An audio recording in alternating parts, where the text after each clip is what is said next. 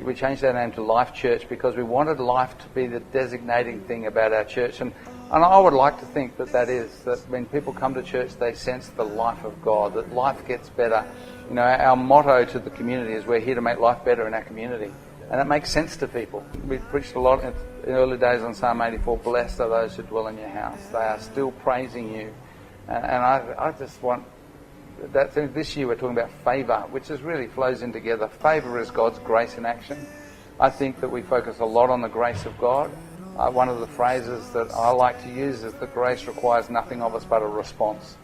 And I think that when we realise that Jesus has literally done it all, and all he needs for us to do is say yes and to walk with him, I would like to think that the grace of God is a hallmark on our church and what we're about. And we've seen that in lives restored, and we've seen that in people empowered to do things.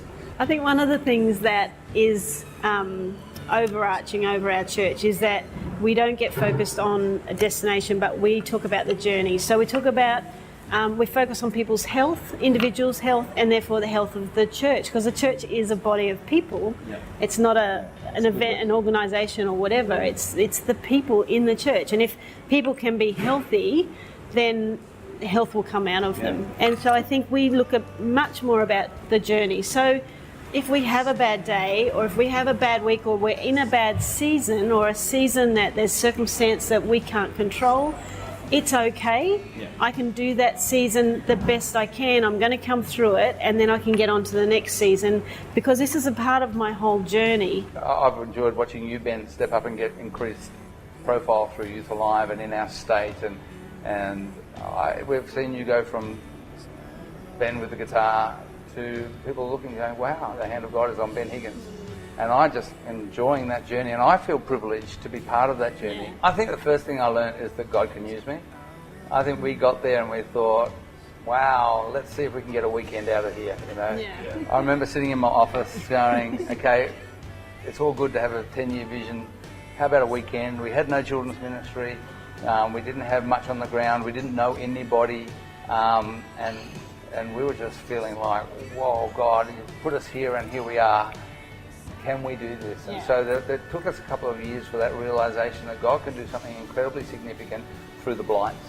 And it's not because the blights are significant, it's because God's amazing. I think the faithfulness of God, that at the end of the day, God's holding this and we're not holding this. To watch the church grow in faith from our first ever vision offering was $13,000. I remember our second was $40,000. And we've had up to $200,000 now in our faith vision offerings. And I'm thinking, God is faithful. And that represents the growth in faith in the church. As the tide of faith grows, the tide of our expectation grows, our ability to be able to sow into what God's doing. And we're not, like we said, we're on a journey. We haven't arrived, but we've seen God's faithfulness established. Over the 10 years, one of the things that I love is seeing people just take ownership. And it's crazy because, like, you're teaching to your leaders how to lead people, and you're saying, if you can inspire someone to get involved, and then you give off, the responsibility to them and empower them to do what you're asking them to do, they actually catch it and they get an ownership of themselves, and then they feel released. What you're actually wanting to do is see people want to take their lives. It's always been our heart to preach to Monday and not just to Sunday. And central in our vision statement is empowering people to lead in every area of life. And so we're not trying to raise up church functions. We're trying to raise up ministers of the kingdom that are ministering Monday to Monday. To me, if I had to look back over 10 years and think we've seen lives change, and it's been because they've gotten richer and more capacity and a bigger vision for their own life and their own, and for the church. Seeing people find a purpose is just so life-giving. One of the exciting things I think that we've seen happen in Life Church over the last couple of years is we've seen strong men rise up. And, Luke's been great with that as he's modelled strong Christian manhood that says, I'm going to lead my family. And as for me and my house, we're going to serve the Lord, and I'm going to pray with my kids, and I'm going to pray with my wife. And I just see men empowered, that they don't have to be something extraordinarily different. They just have to be them with conviction. We've done a fantastic 10 years. It's been an awesome blessing for us to be involved in this, to have the privilege to be here. But I don't think that we're looking back. to what God's done as much as we're looking forward to what God's about to do. And what we've seen in people's lives, I believe, is just the beginning for what God's about to do in people's lives. And the team that we've seen established over the last 10 years just gives us a tremendous springboard to the team that God's building in our church for the next 10 years. It's all about the future. Don't remember the former things. Don't look back to what God's done.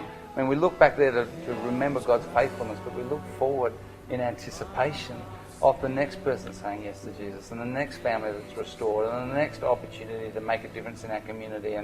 And we're remodeling our auditorium at the moment, not because it's about the room, but because we want to increase our capacity to hold what God is doing and to hold what God's about to do, and the next season of excitement and the next season of blessing. We're talking about favour, because favour is always about looking forward to what God is taking us to.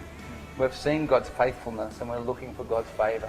So I'm so excited about the next 10 years. There's so much, it's just opportunity, possibility. I think the next 10 years is going to be interesting.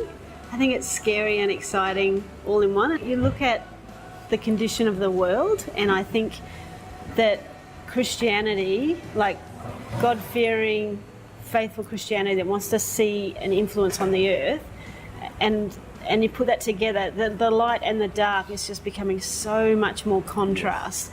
I think that as far as our church goes, then people are going to have to become stronger in their faith and more determined to be the light in the dark.